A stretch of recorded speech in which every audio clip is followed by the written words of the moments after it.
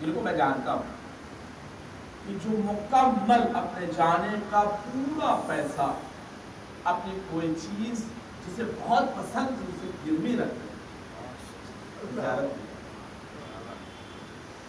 کچھ چیزیں کسی کو بہت پسند ہے اور وہ پسندیدہ چیز رکھ دیں. میں زیادہ اس بات کو بول نہیں سکتا، بس یہ کہ ظاہر ان کا جنون، ان کی تڑپ تھی. انہوں نے کہا کہ مجھے جانا ہے تو جانا ہے. اور وہ گئے زیادہ تمام مشکلات ان کے حل ہوئے. جو زیارت کرنے جاتے ہیں نا ان کے لیے میں معصوم کی ایک حدیث بتا رہا ہوں، یاد رکھیں جو آ چکے ہیں وہ بھی اپنے مقام کو سمجھیں گے اور جو آ رہے ہیں وہ بھی اپنے مقام کو سمجھیں گے.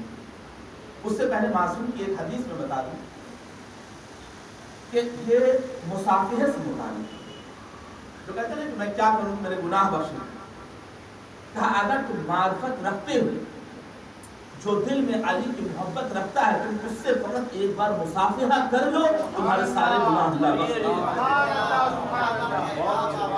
محب علی سے مصافحہ کر لو تمہارے گناہ بخش دیے جائیں گے. تم کربلا کی بات کریں. کربلا جانے والوں میں جو زائرین جاتے ہیں اس میں امام نے فرمایا ہے کہ جو قدم سنیے گا صرف قدم، یہ جو قدم ایک اٹھا کا ایک قدم جو تمہارا اٹھا ایک گناہ معاف ہوئے اور ایک حسنات لکھی گئی. دوسرا قدم اٹھا ایک حسنات لکھی گئی ایک گناہ معاف ہوئی. حدیث آگے بڑھو پیغمبر اسلام سے روایت تو فرماتے ہیں کہ صحابی نے پوچھا کہ مولا اور کوئی فضیلت؟ کیا یہ جو حضرت امام حسین علیہ السلام کی طرف زائر کا قدم بڑھ رہا ہے ہر قدم پہ ایک مقبول حج شدہ کا ثواب. کہا مولا ایک مقبول شدہ حج کا ثواب ایک قدم کا؟ ایک نہیں 10. چھٹے امام فرمانے ایک نہیں 10. کہا مولا کی زیارت ایک طرف 10 حج ایک طرف. کہا 10 نہیں، مولا نے فرمایا 100. کہا مولا 100 حج کا ثواب؟ مولا نے کہا 100 نہیں 1000 حج. وہ کہہ رہا مولا 1000 حج. بس وہ خاموش ہو گیا کیونکہ معاذرت دیکھنے کے بعد وہ خاموش ہو جاتا ہے. خاموش ہو جانے کے بعد مولا فرماتے ہیں کہ اگر تو آگے سوال کرتا تو میں اور سوال بیان کرتا. یہاں پہ پتہ چلتا ہے کہ حج کو جو حیات ملی ہے وہ حسین ابن علی کے قطرہ لہو سے ملی ہے.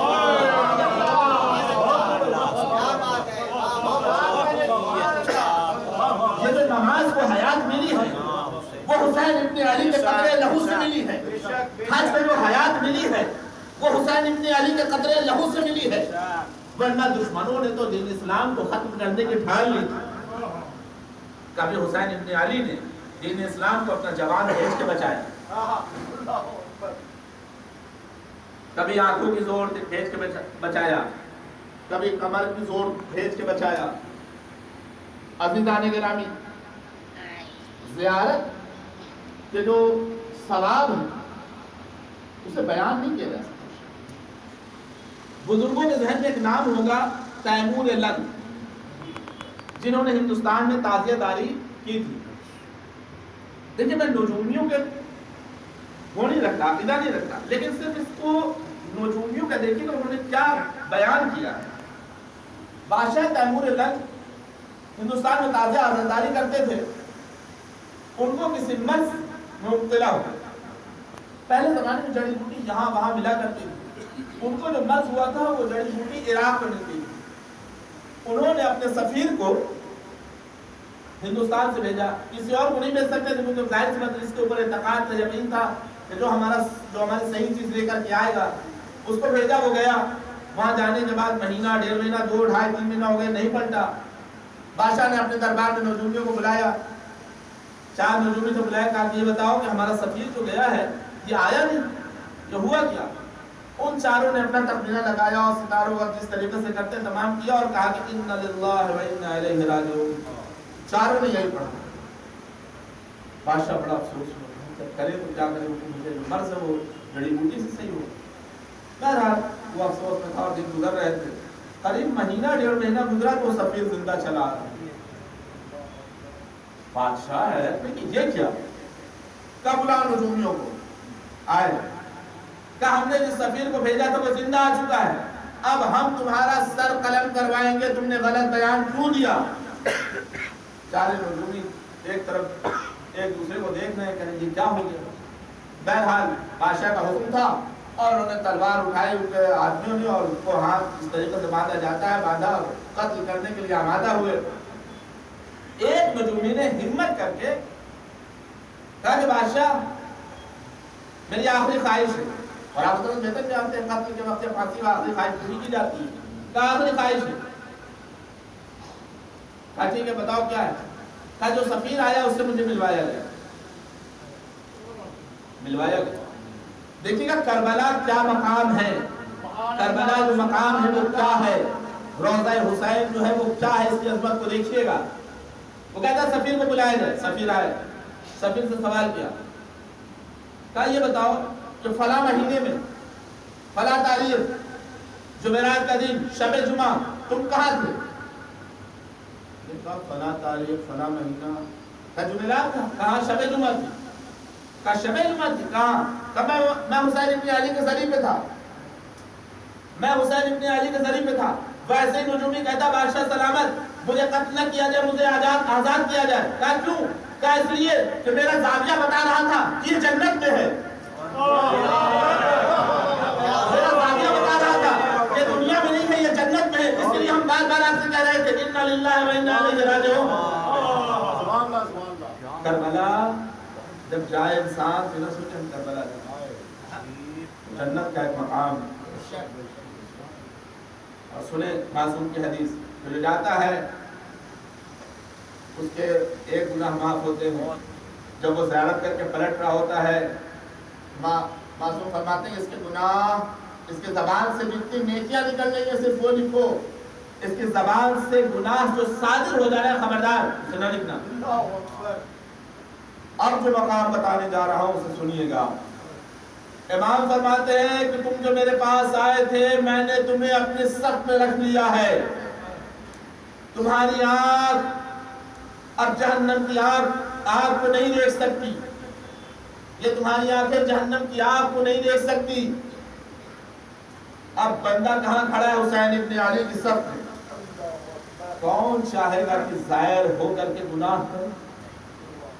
کون چاہے گا کہ اب ظاہر ہو کے کسی کا دل دکھا کر کے اس صف سے نکل کے باہر آئے؟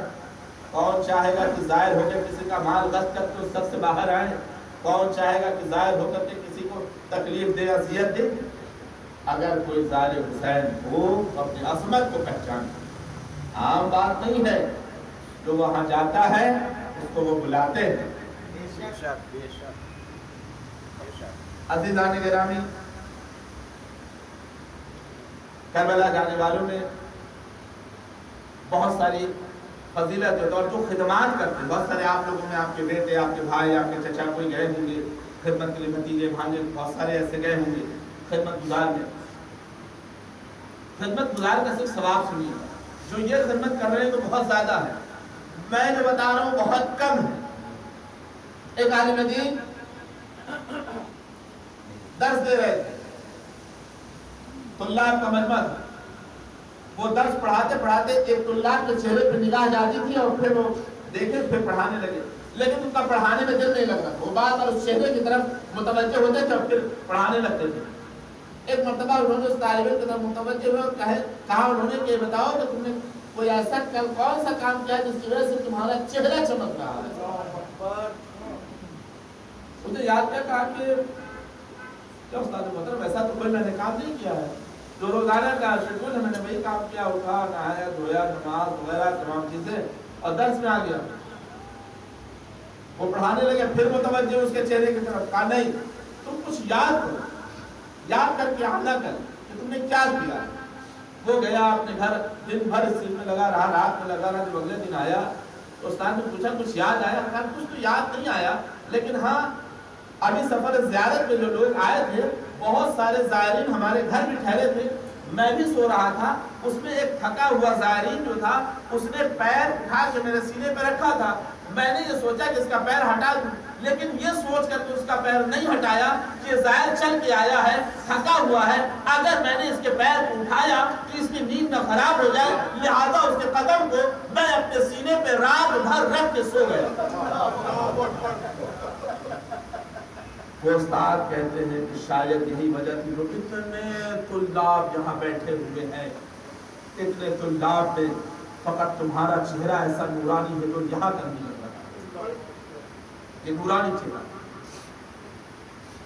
اور یہ جو آپ مشی کرتے ہیں، سب کربلا جاتے ہیں، مشی کرتے ہیں، اس کی ابتدا آیت اللہ انصاری نے کی، شیخ انصاری، یہ بہت بڑا نام ہے تاریخ، بہت بڑا، کسی بھی عالم دین سے سوال کریں اس کے چہرے پہ ان کے علم اور عمل سب کے بنیاد پہ ایک مسکراہٹ ان کے لیے ہے، اتنا بڑا نام۔ اس اربعین کی ابتدا جو ہے چلنے کی شیخ آیت اللہ انصاری نے کی، ایک زمانے تک کی، پھر وہ موقوف رک گیا، پھر مرزا حسین نورانی نے انہوں نے اس سلسلے کو جاری کیا جو کہ آج تک جاری ہے۔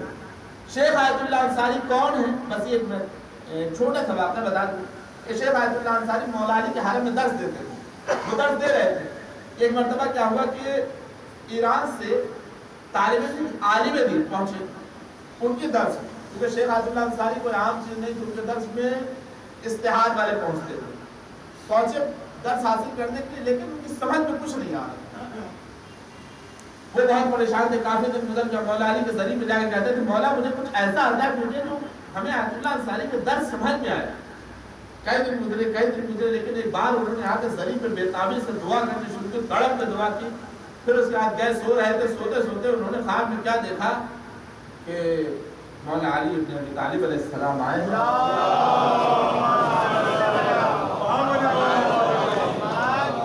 اور آنے کے بعد انہوں نے کہا پڑھو بسم اللہ الرحمن الرحیم، انہوں نے پڑھا بسم اللہ الرحمن الرحیم، اور آپ کو دیں اب وہ پریشان تھے کہ مولا علی بہرحال اپنا، اس کے بعد صبح کا وقت تھا، اٹھے اور نماز دعا تمام چیزیں کی، درس میں گئے۔ اب جو درس میں بیٹھے تو جو شیخ آیت اللہ انصاری پڑھا رہے وہ بخوبی سمجھ میں آ رہا ہے، بخوبی سمجھ میں آ رہا ہے، بلکہ اس کے ساتھ اس کی شاخیں ڈیفینیشن جو خود بخود ذہن میں آ رہی ہے۔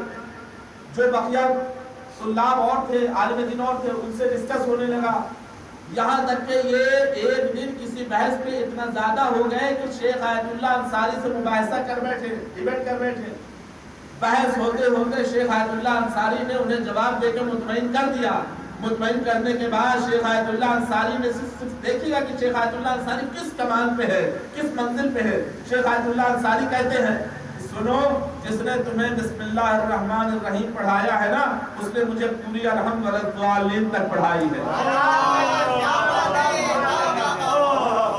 یہ جو عالم دین تھے یہ اس بات کی حیرت نہیں تھے کہ مجھے صرف بسم اللہ پڑھایا، ان کو الحمدللہ پوری مکمل پڑھائی، یہ اس بات کی حیرت سے تھے کہ یہ بات صرف میرے اور علی ابن ابی طالب کے بیچ تھی، ان کو کیسے معلوم ہوئی؟